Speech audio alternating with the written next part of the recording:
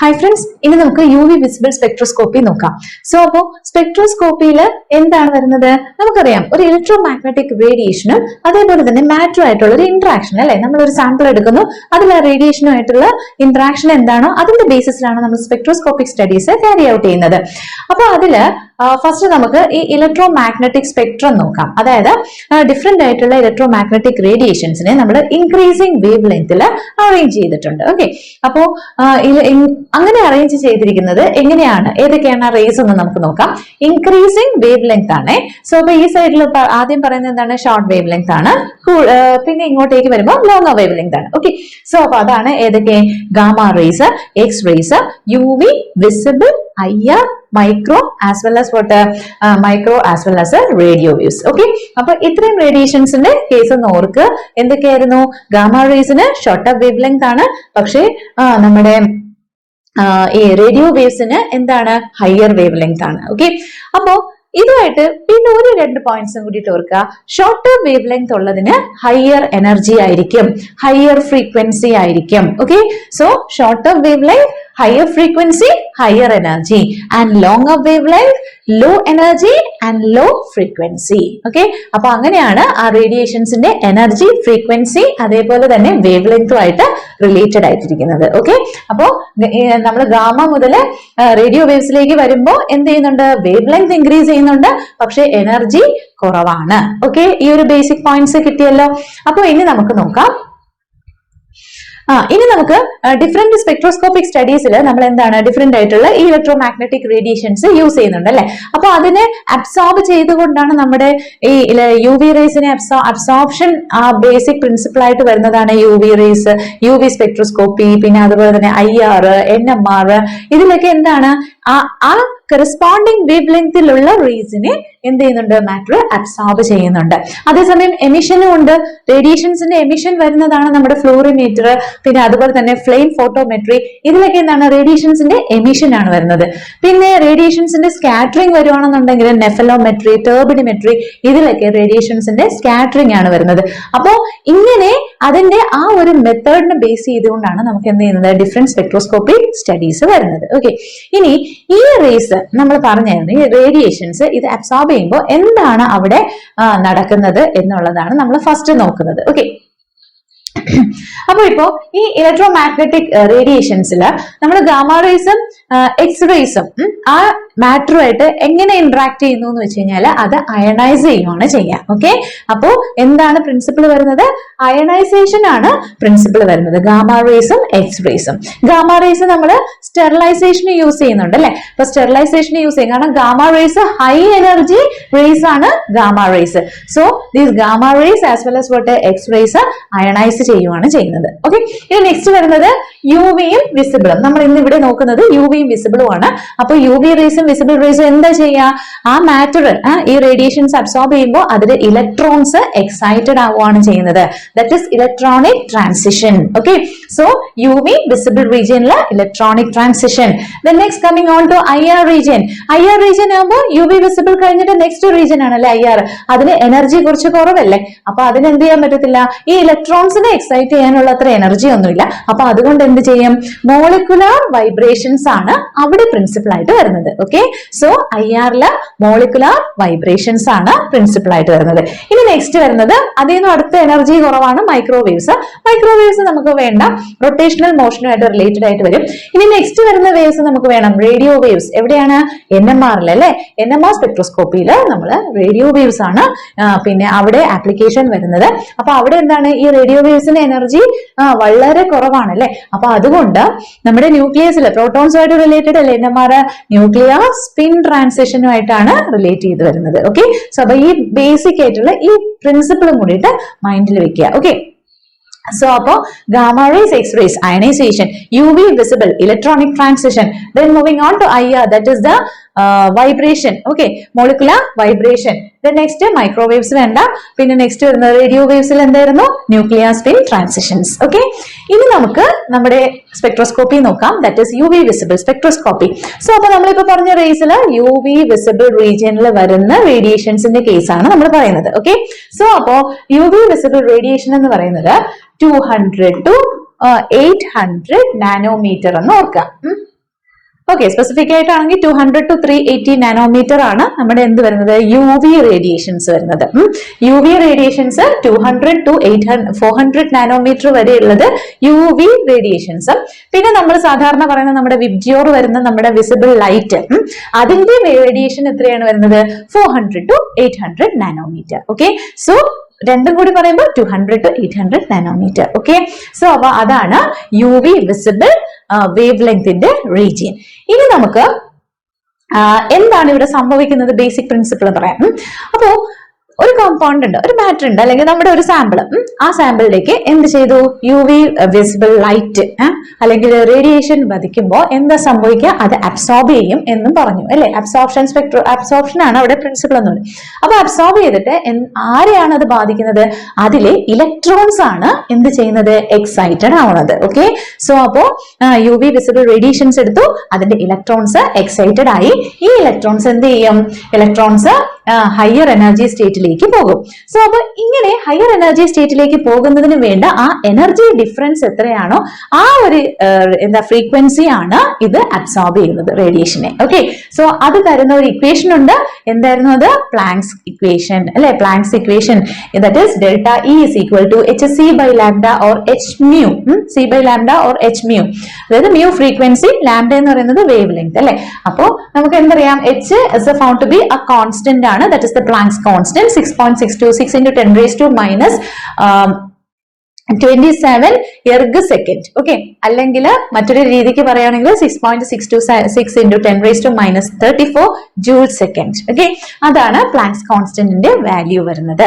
അപ്പൊ ഇതൊരു കോൺസ്റ്റന്റ് അല്ലേ. അപ്പൊ നമുക്കറിയാം delta E is equal to what, h is a constant that is related with what, mu, that is the frequency. Okay, so ഇതാണ് നമുക്ക് planks ഇക്വേഷനുമായിട്ട് relate ചെയ്ത് വരുന്നത് ബേസിക് ആയിട്ടുള്ള ഇക്വേഷൻ അതാണ്. അപ്പൊ ആ എനർജി ഡിഫറൻസ് എന്ന് പറയുന്നതാണ് എന്ത്, ഇവര് അബ്സോർബ് ചെയ്യുന്ന റേഡിയേഷന് ഇക്വലന്റ് ആണ് എന്ത്, ആ ഒരു എനർജി ഡിഫറൻസിന് ഇക്വലന്റ് ആവുന്നതാണ് നമ്മൾ എന്ത് ചെയ്യുന്നത്, ആ ഇലക്ട്രോൺസ് അബ്സോർബ് ചെയ്ത് പോകുന്നത്. ഓക്കെ, ഇനി നെക്സ്റ്റ് നമുക്ക് ഏതൊക്കെ ടൈപ്പ് കോമ്പൗണ്ട്സ് ആണ് ഈ യു വി സ്പെക്ട്രോസ്കോപ്പി ആയിട്ട് റിലേറ്റ് ചെയ്ത് വരുന്നതെന്ന് നോക്കാം.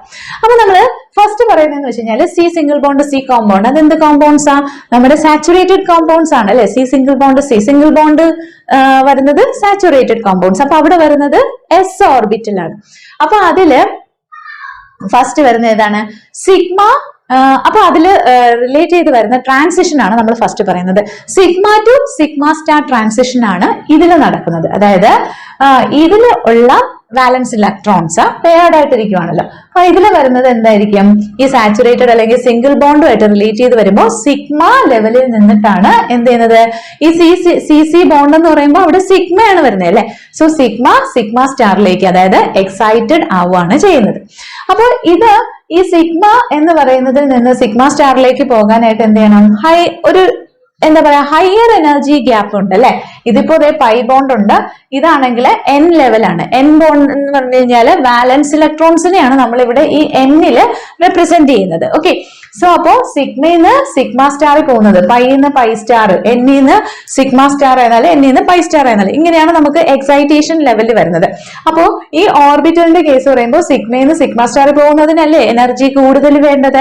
അപ്പൊ എനർജി കൂടുതൽ വേണ്ടതെന്ന് പറയുമ്പോൾ യു വി റേസിന് അത്രമാത്രം എനർജി കൂടുതലാണോ, അല്ല അല്ലേ, കാരണം റെഡ്യൂസ് ചെയ്ത് വരുമല്ലേ എനർജി. അപ്പൊ അതുകൊണ്ട് സാച്ചുറേറ്റഡ് കോമ്പൗണ്ട്സിന് യു വിയില് ആക്ഷൻ വരുന്നില്ല. ഓക്കെ, സോ അപ്പൊ അവിടെ ആപ്ലിക്കേഷൻ വരുന്നില്ല എന്നുള്ളത് ഓർക്കാം. ഇനി നെക്സ്റ്റ് വരുന്നത് ഏതാന്ന് വെച്ച് കഴിഞ്ഞാല് അൺസാച്ചുറേറ്റഡ് കോമ്പൗണ്ട്സ്, അതാണ് ഓർക്കാനുള്ളത്. ഓക്കെ, അൺസാച്ചുറേറ്റഡ് കോമ്പൗണ്ട്സും കോൺജുഗേറ്റഡ് കോമ്പൗണ്ട്സും, ഈ രണ്ട് കേസസും യു വി ആയിട്ട് റിലേറ്റ് ചെയ്ത് വരുന്ന സബ്സ്റ്റൻസസിൽ ഓർക്കാം. Double bonded compound, C double bond C, അപ്പൊ അതെന്താണ്, അൺസാച്ചുറേറ്റഡ് അല്ലേ. അപ്പൊ അൺസാച്ചുറേറ്റഡ് കോമ്പൗണ്ട്സിന്റെ കേസ് പറയുമ്പോൾ നമുക്ക് ഇൻവോൾവ് ആയിട്ട് വരുന്ന ട്രാൻസിഷൻസ് ആണ് pi star. Okay, pi star transition ആണ് അവിടെ വരുന്നത്. അപ്പൊ പൈയിൽ നിന്ന് പൈ സ്റ്റാറിലേക്ക് പോകുന്ന ട്രാൻസിഷൻ. ഓക്കെ, അതേപോലെ തന്നെയാണ് നമുക്ക് ഈ അൺസാച്ചുറേറ്റഡ് തന്നെ for example C double bond O carbonyl കോമ്പൗണ്ട്സിലാണെന്നുണ്ടെങ്കിൽ എന്താണ്, ഈ ഓക്സിജൻ എന്ന് പറയുന്നത് ഒരു ലോൺ പെയർ ഓഫ് ഇലക്ട്രോൺസ് ഉള്ള ഒരു എലമെന്റ് അല്ലേ. അപ്പൊ അതുകൊണ്ട് അവിടെ എന്തുണ്ട്, ലോൺ പെയർ ഓഫ് ഇലക്ട്രോൺസ് ഉണ്ട്, നോൺ ബോണ്ടിങ് ഇലക്ട്രോൺസ് ഉണ്ട്. So that is found to be what N pi star transition ഒക്കെ വരുന്നുണ്ട്. ഓക്കെ, സോ അപ്പോ ഈ ഇങ്ങനെ pi star n pi star transitions ഉള്ള കോമ്പൗണ്ട്സ് ആണ് നമുക്ക് എന്ത് ചെയ്യുന്നത്, യു വി ആൻസർ ചെയ്യുന്നത്. അതേപോലെ തന്നെയാണ് നമുക്ക് n സിഗ്മ സ്റ്റാർ ട്രാൻസിഷനും വരാം. ഓക്കെ, സോ ഈ പിന്നെ നമ്മുടെ സാച്ചുറേറ്റഡ് കോമ്പൗണ്ട്സിൽ തന്നെ ലോൺ പെയർ ഓഫ് ഇലക്ട്രോൺസ് ഉള്ള കേസസിലും എന്ത് വരാം, ലോൺ പെയർ ഓഫ് ഇലക്ട്രോൺസ് ഉള്ള കേസസിലും ചെറിയ രീതിയിൽ ഓക്കെ അതിന്റെ ലാംഡ മാക്സ് എന്ന് പറയുന്നത് എന്താവാം, യു വി റീജിയന്റെ അടുത്ത് വരാം. ഓക്കെ, സോ അപ്പോ ഇങ്ങനെയാണ് വരുന്നത്. ഇപ്പൊ കോൺജുഗേറ്റഡ് ആണെങ്കിലും ഇതേപോലെ തന്നെയാണ് വരുന്നത്. കോൺജുഗേറ്റഡിന്റെ കേസിലും എന്താണ്, യു വി വിസിബിൾ റീജിയനിലാണ് അതിന്റെ അബ്സോർപ്ഷൻ വരുന്നത്. ഓക്കെ, സോ അപ്പോ ഇത്രയും ഒന്ന് ഓർക്കാം. അപ്പൊ എന്തൊക്കെയായിരുന്നു നമ്മളിപ്പോ പറഞ്ഞത്, അബ്സോർപ്ഷന്റെ കേസിൽ ഇതിലേക്ക് എക്സൈറ്റഡ് ആവുന്ന കേസാണ് പറഞ്ഞത്. അപ്പൊ അങ്ങനെ എക്സൈറ്റഡ് ആവുന്ന കേസിൽ നമ്മൾ പണ്ട് പഠിച്ച ബോണ്ടുമായിട്ട് റിലേറ്റ് ചെയ്ത കുറച്ച് കാര്യങ്ങളാണ് ഇപ്പൊ പറഞ്ഞത്. എന്തൊക്കെയായിരുന്നു അത്, സാച്ചുറേറ്റഡ് കോമ്പൗണ്ട്സ് എന്ന് പറയുമ്പോൾ ഇപ്പൊ സിംഗിൾ ബോണ്ട് ആണ് വരുന്നത്. സിംഗിൾ ബോണ്ട് ആകുമ്പോൾ എസ് ഓർബിറ്റൽ അല്ലേ, അപ്പം സിഗ്മ സ്റ്റാർ ട്രാൻസിഷൻസ് ആണ് ഈ സിംഗിൾ ബോണ്ട് കോമ്പൗണ്ട്സിൽ നടക്കുന്നത്. പക്ഷെ അതിനെന്ത് വേണം, വളരെ ഹൈ എനർജി വേണം. അപ്പൊ അങ്ങനെ ഹൈ എനർജി വേണോന്ന് വെച്ച് കഴിഞ്ഞാൽ നമ്മുടെ യു വി റേസിന് അത്രമാത്രം എനർജി ഇല്ല. അപ്പൊ അതുകൊണ്ട് സാച്ചുറേറ്റഡ് കോമ്പൗണ്ട്സുമായിട്ട് ഇവിടെ കണക്ഷൻ ഇല്ല. ഇനി നെക്സ്റ്റ് വരുന്നത് എന്തായിരുന്നു, അൺസാച്ചുറേറ്റഡ് കോമ്പൗണ്ട്സ്. അൺസാച്ചുറേറ്റഡ് കോമ്പൗണ്ട്സിനാണ് നമുക്ക് എന്ത് ട്രാൻസിഷൻസ് വരുന്നത്, പൈ സ്റ്റാർ ട്രാൻസിഷൻസും അതുപോലെ തന്നെ ലോൺ പെയർ ഓഫ് ഇലക്ട്രോൺസ് ഉള്ള കേസസിലാണെന്നുണ്ടെങ്കിൽ അൺസാച്ചുറേറ്റഡ് കോമ്പൗണ്ട്സ് ആണെന്നുണ്ടെങ്കിൽ n പൈ സ്റ്റാർ ട്രാൻസിഷൻസും വരുന്നുണ്ട്. സോ ഈ ട്രാൻസിഷൻസ് കാണിക്കുന്ന കോമ്പൗണ്ട്സ് എന്ത് ചെയ്യുന്നുണ്ട്, പിന്നെ നമുക്ക് യു വി വിസിബിൾ സ്പെക്ട്രോസ്കോപ്പിയിൽ ആൻസർ ചെയ്യാൻ പറ്റുന്ന കോമ്പൗണ്ട്സ് ആണ്. അല്ലെങ്കിൽ ഇത് ട്രാൻസിഷൻസിനാണ് നമുക്ക് എന്ത് വരുന്നത്, ഈ റേസ് അവർക്ക് അബ്സോർബ് ചെയ്ത് അത്രമാത്രം എനർജി ഉണ്ട്. So that they can get what excited. Okay, അതേപോലെ തന്നെയാണ് കോൺജുഗേറ്റഡ് കോമ്പൗണ്ട്സ്. ഓക്കെ, ഇനി നമ്മൾ യു വി സ്പെക്ട്ര നോക്കുകയാണെന്നുണ്ടെങ്കിൽ യു വി സ്പെക്ട്രയിലെ എക്സ് ആക്സിസിൽ വരുന്നത് അബ്സോർബൻസും വൈ ആക്സിസിൽ വരുന്നത് വേവ് ലെങ്തും ആണെന്നുള്ളത് ഓർക്കുക. ഓക്കെ, സോ അപ്പോൾ അബ്സോർബൻസും വേവ് ലെങ്തും ആണ് നമ്മൾ എടുക്കുന്നത് എങ്കിൽ ഇങ്ങനെയാണ് നമുക്കൊരു യു വി സ്പെക്ട്ര കിട്ടുക. അപ്പോ ഇതില് എന്താണ് ലാംഡ മാക്സ് എന്ന് നോക്കുക. ഓക്കെ, ലാംഡ മാക്സ് എന്നാണ് പറയുന്നത്, that is maximum wave length. Okay, so maximum wave length എന്ന് പറഞ്ഞാൽ എന്താണ്, ലാംഡ മാക്സ് എന്ന് പറഞ്ഞാൽ മാക്സിമം അബ്സോർപ്ഷൻ കാണിക്കുന്ന wave length. Okay, so maximum absorption ഇതാണ്. സോ മാക്സിമം അബ്സോർപ്ഷൻ കാണിക്കുന്ന വേവ് ലെങ്തിനെയാണ് നമ്മൾ എന്തെന്ന് പറയുന്നത്, ലാംഡ മാക്സ് പറയുന്നത്.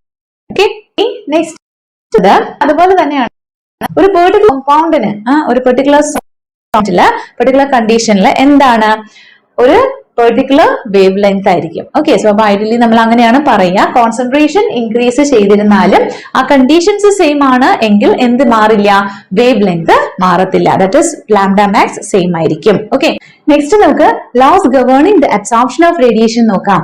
സോ അപ്പോ അതാണ് ഏത്, ബീറ്റ്സ് ലാംബർട്ട്സ് ലോ അല്ലെ. അപ്പൊ ബീറ്റ്സ് ലോ എന്താ പറയുന്നത്, ബീറ്റ്സ് ലോ പറയുന്നത് പിന്നെ absorbance is directly proportional to concentration. That is Beat's law. B എന്ന് ഓർക്കുക. Absorbance is directly proportional to concentration of the solution. അതാണ് എന്ത് പറയുന്നത്, Beat's law പറയുന്നത്. Lambert's law എന്താണ് പറയുന്നത്, absorbance is directly proportional to the thickness or the path length. Okay, so അപ്പം സൊല്യൂഷന്റെ ആ thickness or the path length നെയാണ് absorbance directly proportional. ഇത് രണ്ടും കൂടി കമ്പൈൻ ചെയ്യുമ്പോഴാണ് നമുക്ക് Beat's Lambert's law കിട്ടുക അല്ലെ. That is A is equal to ACT or epsilon CT എന്ന് എഴുതാം. ദാറ്റ് ഈസ് ഇവിടെ ഉണ്ട് നമ്മുടെ കോൺസെൻട്രേഷനും പാത്ത് ലെങ്തും. Okay, so absorbance is equal to log I0 by IT or ACT or epsilon CT. Okay, so ഇതാണ് ബീറ്റ്സ് ലാംബർട്ട്സ് ലോ. അപ്പൊ ഈ ബീറ്റ്സ് ലാംബർട്ട്സ് ലോ പ്രകാരമാണ് ആക്ച്വലി ഈ റേഡിയേഷൻ അബ്സോർബ് ചെയ്തതിന്റെ യു വിയിൽ നമുക്ക് വരുന്നത്. അപ്പൊ ഇതിന്റെ ഡീവിയേഷൻ സംഭവിക്കാം. പെർട്ടിക്കുലർ ആയിട്ട് നമുക്ക് അങ്ങനെ പറയാനൊന്നും പറ്റത്തില്ല. ഓക്കെ, അപ്പോ ചില സമയത്ത് എന്ത് ചെയ്യാം, കോൺസെൻട്രേഷനിൽ വേരി ചെയ്യുന്നതനുസരിച്ചിട്ട് അബ്സോർബൻസ് മാറാം. ഓക്കെ, അങ്ങനെ നമ്മൾ പറഞ്ഞിരുന്നാലും ബീറ്റ്സ് ലാംബർട്ട്സ് ലോ പ്രകാരം അപ്പൊ അങ്ങനെ ഡീവിയേഷൻ വരാം. സോ സാധാരണഗതിയില് എന്ത് ചെയ്യണം, നമ്മൾ ഇതിപ്പോ കോൺസെൻട്രേഷനും അബ്സോർബൻസും നോക്കുമ്പോൾ എന്താണ് വരേണ്ടത്, ഇത് ലീനിയർ ആണ് വരേണ്ടത് അല്ലെ. പക്ഷേ it can vary, that is it can show either positive deviation or negative deviation. അത് എന്തൊക്കെ കാരണങ്ങളാൽ വരാം, ഒന്നുകിൽ എന്താണ് നമ്മുടെ ലോ ആയിട്ട് റിലേറ്റ് ചെയ്ത് വരുന്ന റിയൽ ഡീവിയേഷൻസ്. ദാറ്റ് ഈസ് ഇപ്പോ അതിൽ പറയുന്നുണ്ട് എന്താണ്, ഒരു പെർട്ടിക്കുലർ നമ്മുടെ ബീറ്റ്സ് ലാംബർട്ട്സ് ലോ ഒരു പെർട്ടിക്കുലർ കോൺസെൻട്രേഷൻ വരെ നമുക്ക് ആപ്ലിക്കബിൾ ഉള്ളൂ. അപ്പോ 10 മില്ലിമോൾസ് താഴെയാണ് എന്നുണ്ടെങ്കിലും ചിലപ്പോ അതിൽ ഈ ഡീവിയേഷൻസ് കാണിക്കാം. ഓക്കെ, അപ്പൊ അങ്ങനെ നമുക്ക് ലോയായിട്ട് റിലേറ്റ് ചെയ്ത് വരുന്ന ഡീവിയേഷൻസ് തന്നെ ഉണ്ടാവാം.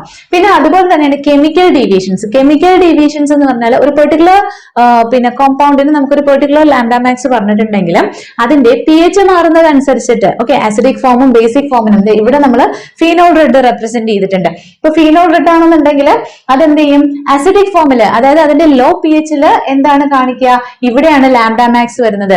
പക്ഷെ അത് ബേസിക് pH ആയപ്പോ എന്തായി, ലാംഡ മാക്സ് ഷിഫ്റ്റ് ചെയ്തു. So chemical deviation. പിന്നെ അതുപോലെ തന്നെയാണ് സോൾവെന്റിലുള്ള ചേഞ്ചസ് കാരണം, അത് കാരണം പൊളാരിറ്റി ചേഞ്ച് ചെയ്യുന്നതനുസരിച്ചിട്ട് എന്ത് ചെയ്യാം, ലാംഡ മാക്സില് ചേഞ്ച് വരാം. ഓക്കെ, സോ അപ്പൊ അങ്ങനെ നമ്മുടെ ആ ബീറ്റ്സ് ലാംബേർട്സ് ലോയുടെ ഡീവിയേഷൻസ് നടക്കാം, കെമിക്കൽ ഡീവിയേഷൻസ്. ഓക്കെ, ഇപ്പൊ നമ്മൾ സാധാരണ യൂസ് ചെയ്യുന്ന സോൾവെന്റ്സ് എന്ന് പറയുന്നത് നമ്മൾ UV വിസിബിൾ സ്പെക്ട്രോസ്കോപ്പിയിൽ യൂസ് ചെയ്യുമ്പോൾ നമ്മൾ യൂസ് ചെയ്യുന്നത് വാട്ടർ, പിന്നെ അതുപോലെ തന്നെ 95% എത്തനോൾ, പിന്നെ സൈക്ലോഹെക്സീൻ, നോർമൽ ഹെക്സീൻ, ഇതൊക്കെയാണ് സാധാരണ യൂസ് ചെയ്യുന്നത്. അതായത് കോൺജുഗേഷൻ ഒന്നും പാടില്ലാത്ത കോമ്പൗണ്ട്സ്. ഓക്കെ, സോ അപ്പോ അങ്ങനെ നമ്മൾ പോളാറായ സോൾവെന്റ്സ് ആണ് നമ്മൾ യൂഷ്വലി യൂസ് ചെയ്യുന്നത്. എന്തിനാ, UV വിസിബിൾ സ്പെക്ട്രോസ്കോപ്പിയിലെ സോൾവെന്റ്സ് ആയിട്ട്. അപ്പൊ അതിലും ഈ സോൾവെന്റ്സിലും എന്തെങ്കിലും വേരിയേഷൻസ് വരുന്നതനുസരിച്ചിട്ട് ഇതിൽ ഡീവിയേഷൻസ് വരാം. ഓക്കെ, പിന്നെ നെക്സ്റ്റ് വരുന്നത് ഇൻസ്ട്രുമെന്റ് ഡീവിയേഷൻസ്. ഇൻസ്ട്രുമെന്റ് ഡീവിയേഷൻസ് എന്ന് പറഞ്ഞാൽ നമ്മൾ യൂസ് ചെയ്യുന്ന ഇൻവിസിബിൾ ഇൻസ്ട്രുമെന്റേഷൻ ഇനിയിപ്പോ പഠിക്കുന്നുണ്ട്. അപ്പോ അവിടെ നമുക്ക് എന്ത് ചെയ്യാം, ഈ നമ്മുടെ പെർട്ടിക്കുലർ റേഡിയേഷൻസിന് പകരം നമ്മുടെ ആ പെർട്ടിക്കുലർ വേവ് ലെങ്തിലുള്ളതാണ് നമ്മളിപ്പോ പറയുന്നത് അല്ലെ. ഈ പെർട്ടിക്കുലർ വേവ് ലെങ്ത് റേഡിയേഷൻസ് അല്ലാതെ വേറെ റേഡിയേഷൻസിന്റെ എൻട്രി ഉണ്ടാവാം. ഓക്കെ, സോ അപ്പോ അതെന്താണ്, നമുക്ക് സ്ട്രേ റേഡിയേഷൻസ് ഉണ്ടാവാം. Okay, so that is what is called stray radiations. Stray റേഡിയേഷൻസിന്റെ ആപ്ലിക്കേഷൻ കാരണം എന്തുണ്ടാവാം, ഡീവിയേഷൻ ഉണ്ടാവാം. പിന്നെ അതേപോലെ തന്നെയാണ് നമ്മൾ ഈ എന്താ പറയാ മോണോക്രോമാറ്റർ ഒക്കെ യൂസ് ചെയ്യുന്നുണ്ട്. അപ്പൊ അതില് ആ സ്ലിറ്റിന്റെ ഒരു വിട്ടിലുള്ള ചേഞ്ചസ് കാരണം നമുക്ക് ഡീവിയേഷൻസ് ഉണ്ടാവാം. അതേപോലെ നമ്മൾ പോളിക്രോമാറ്റിക്കിനെ മോണോക്രോമാറ്റിക് ആക്കുകയാണ് ചെയ്യുന്നത്. അപ്പൊ അവിടെ അതിലൊക്കെയുള്ള ചെറിയ ചെറിയ variations, that is instrument deviations. Okay, so അപ്പൊ അങ്ങനെ പല ഫാക്ടേഴ്സ് ഇതിന് റെസ്പോൺസിബിൾ ആണ്. അപ്പം നമുക്ക് ഡീവിയേഷൻസ് വരാം. ഓക്കെ, ഇനി നെക്സ്റ്റ് നോക്കാനുള്ള ടേം ക്രോമോഫോർ. ക്രോമോഫോർ എന്ന് വെച്ചാൽ എന്താണ്, ഈ റേഡിയേഷൻസിനെ അബ്സോർബ് ചെയ്യുന്ന a particular group. Okay, so that is what is called as chromophore. Okay, that is actually a covalently unsaturated group. Okay, അപ്പൊ നമ്മൾ ഓൾറെഡി പറഞ്ഞായിരുന്നു അല്ലെ UV വിസിബിളിന്റെ കേസുമായിട്ട് റിലേറ്റ് ചെയ്തിട്ട്. അപ്പൊ എന്താണ് വരുന്നത്, unsaturated group. Okay, so that is found to be an unsaturated group responsible for the absorption of this UV visible radiation. അപ്പൊ നമ്മൾ നേരത്തെ പറഞ്ഞിരുന്നു unsaturated compound C, double bond C വരുന്നത് അല്ലെ, ആൽക്കീൻസ്, ആൽക്കൈൻസ്, ഇതൊക്കെ എന്താണ്, ക്രോമോഫോർ ആണ്. അതേപോലെ തന്നെയാണ് നമ്മളിപ്പോ ലോൺ പെയറിന്റെ കേസ് പറഞ്ഞിരുന്നു. അപ്പൊ C ഡബിൾ ബോണ്ട് O വരുന്നത് അല്ലെ. അപ്പൊ അതിലെന്താണ്, നമ്മുടെ ആൽഡിഹൈഡ്, കീറ്റോൺസ്, ഇതൊക്കെ എന്താണ്, ക്രോമോഫോർ ആണ്. ഓക്കെ, സോ അതിലാവുമ്പോഴത്തേക്കും നമുക്ക് ലോൺ പെയറിന്റെ ഒരു ലാംഡ മാക്സും കൂടി വരും. കാരണം പൈ ടു പൈ സ്റ്റാറിന്റെ അല്ലാതെ ലോൺ പെയറിന് N to pi star, N to sigma സ്റ്റാറിന്റെ കേസ് പറഞ്ഞില്ലേ. അപ്പൊ ആ N ടു പൈ സ്റ്റാറിന്റെ അല്ലെങ്കിൽ N ടു സിഗ്മ സ്റ്റാറിന്റെ ഒക്കെ കൂടിയിട്ട് നമുക്ക് ലോൺ പെയറിന്റെ കേസിന്റെ ആപ്ലിക്കേഷൻ ലാംഡ മാക്സ് വരും. അപ്പൊ അത് UV റീജിയനിലാണോ അല്ലേ എന്നുള്ളത് നോക്കിയിട്ടാണ് നമ്മളത് എടുക്കുക. അപ്പോ അങ്ങനെയാണ് അത് പോവുക. അപ്പൊ അത് ഓർക്കുക കേട്ടോ, ക്രോമോഫോർ ഇതൊക്കെയാണ് എന്നുള്ളത് ഓർക്കുക. ദാറ്റ് ഇസ് കാർബോണില്, പിന്നെ അതുപോലെ തന്നെ കോൺജുഗേഷൻ, ആൽക്കിൻ, ഇതൊക്കെയാണ്. ഇപ്പൊ ഈ ഒരു കോമ്പൗണ്ട് നോക്കിയാൽ ഇതിന് നമുക്ക് ഈ N ഡബിൾ ബോണ്ട് N എന്ന് പറയുന്ന കോമ്പൗണ്ട് ആണ് ഇവിടെ ക്രോമോഫോർ ആയിട്ട് ആക്ട് ചെയ്യുന്നത്. Okay, so this is chromophore. ഇതാണ് ആ പെർട്ടിക്കുലർ ഗ്രൂപ്പ് നമ്മുടെ റേഡിയേഷൻ അബ്സോർബ് ചെയ്യാനായിട്ട് ആവശ്യം. അപ്പൊ ഇവിടെ മറ്റൊരു ഓക്സോക്രോം ഉണ്ട്. ഓക്സോക്രോം എന്ന് പറഞ്ഞാല് എന്താണ്, ക്രോമോഫോർ അല്ല. ഓക്സോക്രോം എന്ന് പറഞ്ഞാൽ ക്രോമോഫോർ അല്ല. അതായത് റേഡിയേഷന്റെ അബ്സോർപ്ഷൻ അതിന് ആവശ്യമില്ല.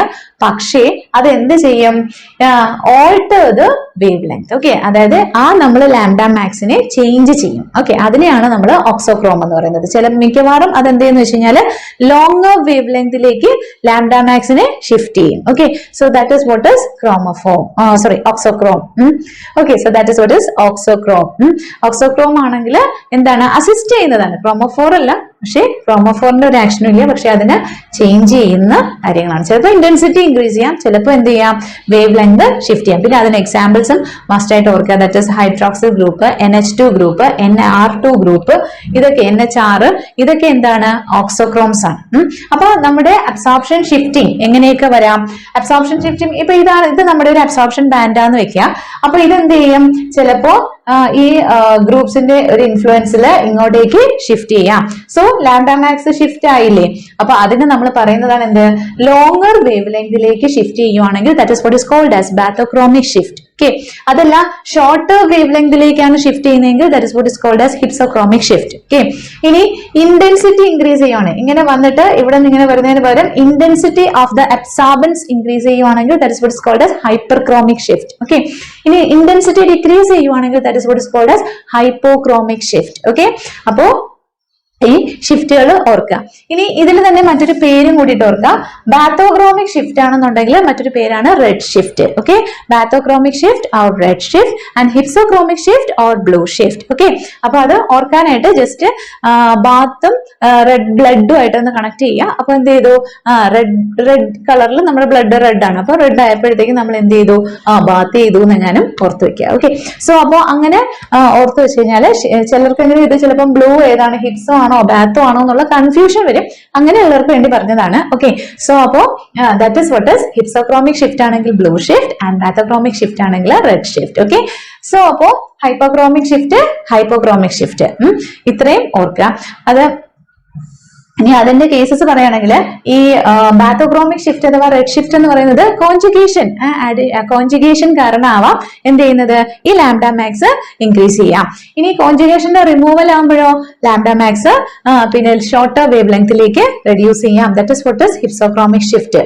പിന്നെ നമ്മൾ ചിലപ്പോൾ ഏതെങ്കിലും ഒരു ഗ്രൂപ്പ്സിന്റെ അഡീഷൻ വരുമ്പോൾ, ഒരു പെർട്ടിക്കുലർ ഗ്രൂപ്പിന്റെ അഡീഷൻ ഏതെങ്കിലും ഒരു കോമ്പൗണ്ടിൽ വരുമ്പോൾ എന്ത് ചെയ്യാം, intensity of the absorption increase ചെയ്യാം.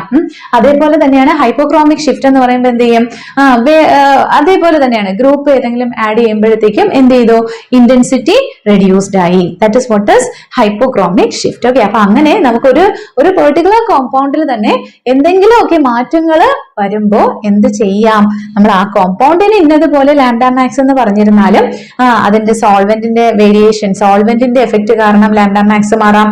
അതേപോലെ തന്നെയാണ് ഏതെങ്കിലും ഒരു ഗ്രൂപ്പിന്റെ അഡീഷൻ അല്ലെങ്കിൽ ഏതെങ്കിലും കോൺജുഗേഷൻ, ഇതൊക്കെ കൊണ്ട് എന്ത് ചെയ്യാം, ലാംഡ മാക്സിൽ വേരിയേഷൻ വരാം. അങ്ങനെ അബ്സോർപ്ഷൻ ബാൻഡ് മാറുന്നതാണ്. ഓക്കെ, സോ അപ്പോ അബ്സോർപ്ഷൻ ബാൻഡ് ലാംഡ മാക്സ് എന്ന് പറയാൻ പറ്റത്തില്ല, നമുക്ക് അബ്സോർപ്ഷൻ ബാൻഡിൽ മാറുന്നതാണ് എന്തെന്ന് പറയുന്നത് നമ്മളിപ്പോ നോക്കിയത്. ഓക്കെ, ബാത്തോക്രോമിക്, അതേപോലെ തന്നെ ഹിപ്സോക്രോമിക്, ഹൈപ്പോക്രോമിക്, ഹൈപ്പോക്രോമിക്. ഓക്കെ, ഇനി നെക്സ്റ്റ് എന്ന് പറയുന്നത് നമ്മുടെ നെക്സ്റ്റ് കേസ് വരുന്നത് ഐസോ അബ്സോർപ്റ്റീവ് പോയിന്റ്സ് അല്ലെങ്കിൽ ഐസോബസ്റ്റിക് പോയിന്റ്സ് ആണ്. ഓക്കെ, ഐസോ അബ്സോർപ്റ്റീവ് പോയിന്റ് എന്ന് പറയുമ്പോൾ ആ പേരിൽ നിന്ന് തന്നെ അറിയാം അല്ലെ, ഐസോ അബ്സോർപ്റ്റീവ് എന്ന് പറഞ്ഞാൽ സെയിം അബ്സോർപ്ഷൻ അല്ലെ, അത് കാണിക്കുന്ന wave length, that is what is called as isosbestic point. Okay, അതായത് ഇപ്പൊ നമ്മൾ രണ്ട് സ്പീഷീസോ അല്ലെങ്കിൽ ഇപ്പൊ സെയിം കോമ്പൗണ്ട് തന്നെ രണ്ട് മീഡിയത്തിലൊക്കെ നമ്മൾ എടുക്കുകയാണെന്നുണ്ടെങ്കിൽ അതിന്റെ അബ്സോർപ്ഷൻ എവിടെ വെച്ചിട്ടാണോ സെയിം കാണിക്കുന്നത് ആ കറസ്പോണ്ടിങ് ആയ വേവ് ലെങ്തിനെയാണ് നമ്മൾ എന്തെന്ന് പറയുന്നത്, പിന്നെ ഐസോബസ്റ്റിക് പോയിന്റ് അല്ലെങ്കിൽ ഐസോ അബ്സോർപ്റ്റീവ് പോയിന്റ് എന്ന് പറയുന്നത്. ഓക്കെ, സോ അപ്പോ ഐസോ അബ്സോർപ്റ്റീവ് പോയിന്റ് അല്ലെങ്കിൽ ഐസോബസ്റ്റിക് പോയിന്റ് എന്താണ്, സെയിം വേവ് ലെങ്ത് കാണിക്കുന്നതാണ്, സെയിം അബ്സോർബൻസ് കാണിക്കുന്ന ആ വേവ് ലെങ്ത്. ഓക്കെ, അതിനെയാണ് നമ്മൾ എന്തെന്ന് പറയുന്നത്, ഐസോബസ്റ്റിക് പോയിന്റ് എന്ന് പറയുന്നത്. ഓക്കെ, ഇനി നെക്സ്റ്റ് വരുന്നത് ഇൻസ്ട്രുമെന്റേഷൻ. ഓക്കെ, ഇനി നമുക്ക് ഇൻസ്ട്രുമെന്റേഷൻ ആണ് നോക്കാനുള്ളത്. അതായത് UV വിസിബിൾ സ്പെക്ട്രോസ്കോപ്പി അല്ലെങ്കിൽ സ്പെക്ട്രോഫോട്ടോമീറ്ററിൽ എങ്ങനെയാണ് വർക്ക് ചെയ്യുന്നത്, എന്തൊക്കെ കാര്യങ്ങളാണ് അതിന്റെ അകത്ത് ഉള്ളത്. ഓക്കെ, അപ്പൊ നമ്മള് ഇതിൽ ബേസിക് ആയിട്ട് ഓർക്കാനുള്ളത് എന്താണ്, ഒരു ലൈറ്റ് സോഴ്സ് കാണും അല്ലെ, ഒരു റേഡിയേഷൻ വരണ്ടേ, അപ്പൊ അതിനൊരു ലൈറ്റ് സോഴ്സ് കാണും.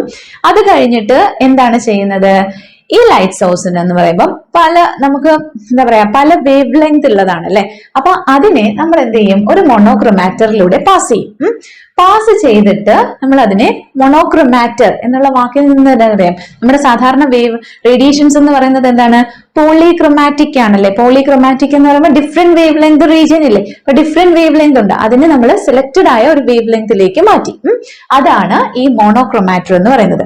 അത് എന്ത് ചെയ്യും, ഇതിപ്പോ നമ്മളൊരു ഡബിൾ ബീം സ്പെക്ട്രോഫോട്ടോമീറ്റർ ആണ് കാണിച്ചിരിക്കുന്നത്. സിംഗിൾ ബീം എന്ന് പറഞ്ഞു കഴിഞ്ഞാൽ, ഡബിൾ ബീം എന്ന് പറഞ്ഞു കഴിഞ്ഞാൽ എന്താണ്, ഒരു റെഫറൻസും കൂടി ഉണ്ടായിരിക്കും അല്ലെ, സാമ്പിളും ഉണ്ട് റെഫറൻസും ഉണ്ട്. നമ്മൾ ക്യുവേറ്റിൽ സാമ്പിൾ എടുക്കത്തില്ലേ, അപ്പോ സാമ്പിളും റെഫറൻസും ഉണ്ടെന്ന് ഡബിൾ ബീം ആണ്. സിംഗിൾ ബീം എന്ന് പറഞ്ഞാൽ സാമ്പിൾ മാത്രമേ കാണത്തുള്ളൂ, അപ്പൊ അതെന്ത് ചെയ്യണം, നമ്മൾ ഓരോ പ്രാവശ്യം, അതാണ് അതിന്റെ ഡിസഡ്വാൻറ്റേജ്, നമ്മൾ ഓരോ പ്രാവശ്യം ചെയ്യുമ്പോഴും അതിനെ നമ്മൾ കാലിബ്രേറ്റ് ചെയ്യണം. അതേസമയം റെഫറൻസ് കൂടെ ഉണ്ടെന്നുണ്ടെങ്കിൽ നമ്മൾ എപ്പോഴും കാലിബ്രേറ്റ് ചെയ്യേണ്ട ഒരു ആവശ്യമില്ല അല്ലെ, ഫസ്റ്റ് ടൈം യൂസ് ചെയ്യുന്നതിന് മുമ്പ് ഫസ്റ്റ് ടൈം മാത്രം ഒന്ന് കാലിബ്രേറ്റ് ചെയ്താൽ മതിയാവും. ഓക്കെ, അതാണ് അതിന്റെ ഒരു അഡ്വാൻറ്റേജും ഡിസഡ്വാൻറ്റേജും. സോ അപ്പോ ഇത് ഡബിൾ ബീം സ്പെക്ട്രോഫോട്ടോമീറ്റർ ആണ്. അപ്പൊ ഇതിലേക്ക് എന്ത് ചെയ്തു, നമ്മുടെ ഈ പെർട്ടിക്കുലർ വേവ് ലെങ്ത് ഇതിലേക്ക് എന്ത് ചെയ്തു, ഈ മോണോക്രോമാറ്റിക് ലൈറ്റ്, ഇത് പോളിക്രോമാറ്റിക് ആയിരുന്നു, നമ്മുടെ ഇതിലൂടെ പാസ് ചെയ്തു, മോണോക്രോമാറ്റിക് ലൈറ്റ് ഇതിലൂടെ പാസ് ചെയ്തു. എന്നിട്ട് എന്ത് ചെയ്തു, പിന്നെ ഇവിടെ എന്താ നടക്കുക, കുറച്ച് റേഡിയേഷൻസിനെ അബ്സോർബ് ചെയ്യുമെന്ന് നമ്മൾ പറഞ്ഞു അല്ലെ. ആ റേഡിയേഷൻസ് അബ്സോർബ് ചെയ്തതാണ് ഈ മാറ്റർ ആയിട്ട് റിലേറ്റ് ചെയ്ത് നമ്മൾ ഇലക്ട്രോണിക് ട്രാൻസിഷൻ്റെതും കാര്യങ്ങളും ഒക്കെ പറഞ്ഞത് അല്ലെ. അപ്പൊ അത് കഴിഞ്ഞിട്ട് ട്രാൻസ്മിറ്റ് ചെയ്യുന്ന ലൈറ്റ്, ഓക്കെ, ട്രാൻസ്മിഷൻ ചെയ്യുന്ന റേഡിയേഷൻ എന്ത് ചെയ്യും, ഈ ഡിറ്റക്ടറിൽ പതിക്കും. അപ്പോൾ ഈ ഡിറ്റക്ടർ എത്ര ട്രാൻസ്മിറ്റഡ് റേഡിയേഷന്റെ ബേസിസിന് എന്താക്കി മാറ്റും, ഇലക്ട്രിക് സിഗ്നൽ ആക്കി മാറ്റിയിട്ടാണ് നമ്മൾ അതിനെ റെക്കോർഡറിൽ റെക്കോർഡ് ചെയ്ത് കിട്ടുന്നത്. ഓക്കെ, സോ അപ്പോ ഇതാണ് എന്ത് വരുന്നത്, UV വിസിബിൾ സ്പെക്ട്രോസ്കോപ്പിന്റെ ബേസിക് വരുന്നത്. അപ്പൊ നമ്മൾ ഫസ്റ്റ് സോഴ്സ് ഓഫ് റേഡിയേഷൻ നോക്കാം.